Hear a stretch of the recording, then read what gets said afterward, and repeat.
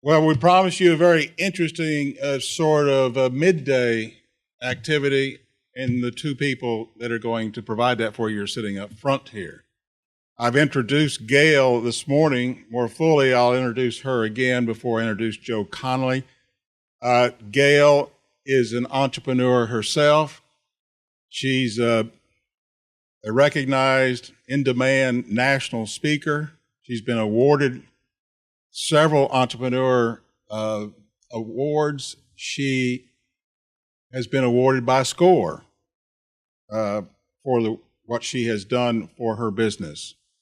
She's taken constant contact from a very, very small company to a very large company today. There aren't too many people that you will see in person that have the success and track record that Gail has. We're so fortunate, Gail, to have you here. I want to personally thank you for all you do for SCORE, because you and your organization, they provide us with email services throughout the country, over 320 chapters, and we couldn't do what we do without you and your sponsorship. So thank you for that. It's our pleasure. Now, Gail won't be here today trying to sell you to buy her email services. She'll probably talk about how successful they are, but she's not going to be trying to sell you, although she's a pretty good salesperson. Joe's been a long-time journalist. He is a radio celebrity. He is on WCBS 880 daily. Except the weekends, right? You take the weekends off, Joe? 30 years ago. And he's agreed to be here to interview Gail. He's got some questions that he's going to try to pull. I said this morning, Joe, you're going to try to pull a few secrets from Gail that she hasn't otherwise told us before. We may have to edit those secrets out of the videos. We have 2 videos, because we want to make sure we don't miss those. But Joe has been kind enough to agree to come and be with us. He is a strong small business supporter. He goes and speaks in a number of different venues throughout the greater New York City area and beyond. And we're just so fortunate, Joe, to have you with us today. So thank you for coming. Thank you, Jim. And thank you, everybody with SCORE, for what you do. And I wouldn't say this, I just wouldn't say it, but I love SCORE. I talk about them on the radio whenever I can, because I think that SCORE and I have a shared mission. I use the radio, they use mentorship to teach about business. And I tell you what, if there's anybody thinking about starting a business in public relations or marketing, I think there's a tremendous opportunity in marketing and helping nonprofits in public relations and in marketing. And I'm glad to talk about SCORE. I have for a long time. So, and I've read Gail's name in the newspaper for years, and it's nice to meet her. You know, I was thinking about talking to you today, and it occurred to me that Priceline.com and Constant Contact were probably 2 of the first internet new era companies that I remember hearing about, probably on ads on the radio. So how did you last that long? I mean, against changing economies and new competitors, how have you survived? It's a great question. And I actually think it's one that maybe will help people think about how they grow their business. And that is that we built our business from the customer in. So we started with a really clear definition of who we wanted to serve and the problem we wanted to solve for them. And that was helping small businesses and nonprofits, create and grow customer relationships. And honestly, that was our mission statement. Like, I think it hasn't changed in like 10 years. But the way small businesses and nonprofits do that on the internet has changed dramatically. So you notice the mission statement didn't say email marketing. It didn't say create and grow customer relationships using email marketing. And so as social came along, as mobile came along, we were adapting to what we saw working for small business. I think the second thing we did really well was hold ourselves to a customer success bar. So great. I'll pick on some technologies that kind of didn't go anywhere. There was a time when it was like everybody should be doing an RSS feed. And if you read all the articles, it said email is dead, RSS is here. And we looked at that and said, are consumers using this? And the answer was no. What is it? Yeah, don't worry about it. Right, that's what people were saying. Right, it came and went, and some of our competitors jumped on that bandwagon. What we've done is really been very selective. We watch every bandwagon, we test every bandwagon, but if we're not confident that our clients, our customers, if they invest a little money and typically a little time, and often we find time to be the more precious resource, are they going to get a great return? And if the answer was no, we didn't do it, right? We held ourselves to successful delivery of value to the customer as our metric for whether we entered a market or didn't. So it's a great answer. There's my quote for the news tomorrow. I'll tell you one right there. We test every bandwagon, but don't jump on every bandwagon. We've started to do some stories in the last year or so. People are starting to say, I assume you'll agree, but I ask you to expand, that email is becoming more important in marketing now because there are so many social websites. It's a fire hose of posts, and that email is a group of people who've opted in. I mean, is email coming back for another go around?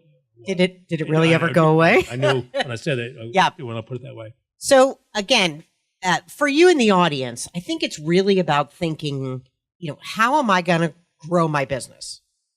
And I think when you think about growing your business, there's really two things. How do I get customers I already have to come back and buy more? And how do I find new customers?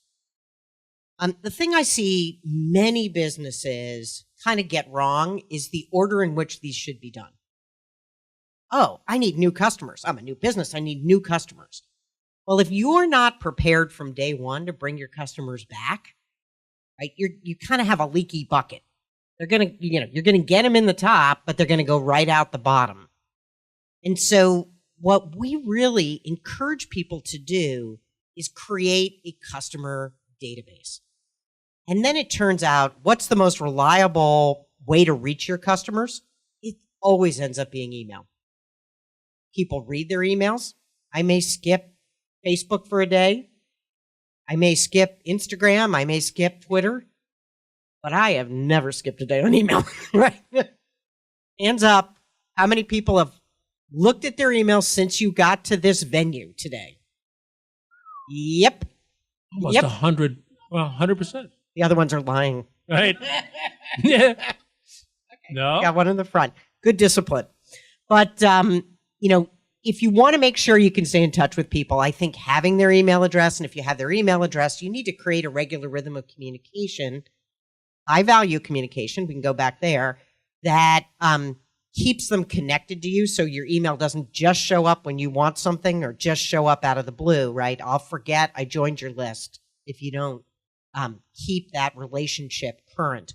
So I think email becomes a foundation for all the other marketing. So it's never one or the other. It's how does that come together? But what we've seen, particularly on the social media side, is that you don't have guaranteed access to your fan base, right? So you get a bunch of likes on Facebook. Facebook decides whether to put your message in your customer's feed or not. Email's reliably delivered. So if you really want to make sure you can get in touch with folks, I think email's a foundation. I read Twitter doesn't talk about it, but supposedly Twitter, at their headquarters, they consider 10% of followers actually actively following. Yeah, I think that's exactly right. I think the Twitter feed has other issues just in terms of sheer volume and time relevance. It's not like, hey, if I sent you an email right now and you didn't look at it for 4 hours, no big deal. You'd look at it 4 hours from now. If I put out a tweet and you're not on Twitter, you're not going back in the feed 4 hours. The big question, the $64,000 question, how often to email your list? Crisp answer, it depends. On? So I think it depends on a lot of things. It certainly depends on your content and your content strategy. So I think there is believe it or not, a minimum. So I think a minimum of once a month. It's an interesting way to think about it. If you want to make sure they recognize and value your place in the inbox, you need to have regular communications. If I don't hear from you from 6 months, suddenly your name pops up, I probably don't remember who you are. Then the frequency depends on content and relevance. So how many people are business to consumer?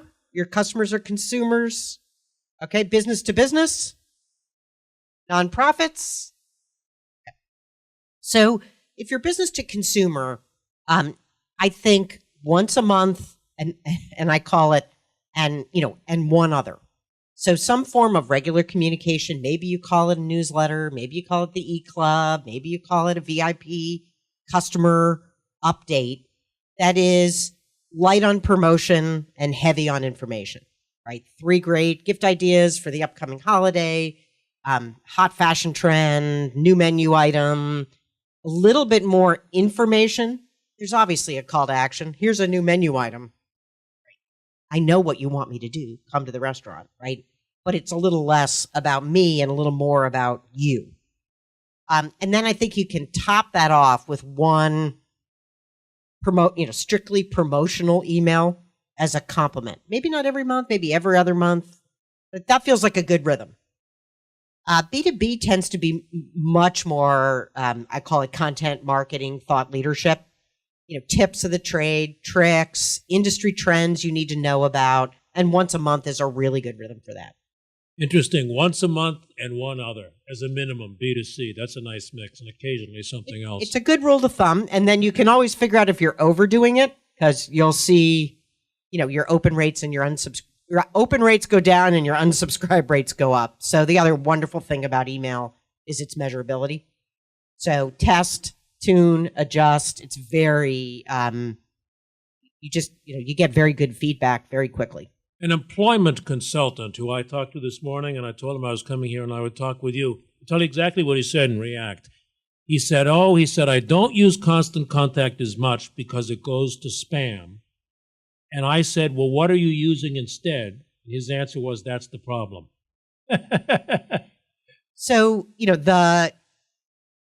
the good news is Constant Contact gets 98% of their emails in the inbox in the U.S., measured by a third-party audit. So I think he has a little bit of a misconception, which doesn't mean they doesn't occasionally go to spam. 2% do. I don't know about you, but I'll take 98%. And given that there's no alternative, I think things are looking pretty good. Well handled. You going to play shortstop for the Yankees next year, by any chance? We did a story recently about a man who was spending a lot of time doing a monthly email newsletter. We all know how long that takes. He wasn't getting much out of it. He found that breaking it into single-point articles, Harvard Business Review is very good at this, actually, got him a much better response. It's one topic per email. Yeah, so I think the newsletter is dead. I just think it's like the 2-column, 10-article newsletter is just dead. I think partly mobile did that to us, and partly Who's Got the Time did that to us, right? If you even in the old days when email was fresher, nobody clicked on the third article, so you were just throwing that content away. So the idea of one email, one point makes a ton of sense. Now, part of that is influenced by mobile. So we've cracked the more than 50% of emails are read on a mobile device. Just, think about how much content you're willing to read on a mobile device. So, I'm very much in the picture, paragraph, call to action. And if you have more to say, let's say you've written a fantastic white paper on how to save X dollars doing Y, that's a link to either a PDF or a blog page. It's a teaser in the email. It's not all the content. And so, again, very much think that your content's going to be consumed on mobile.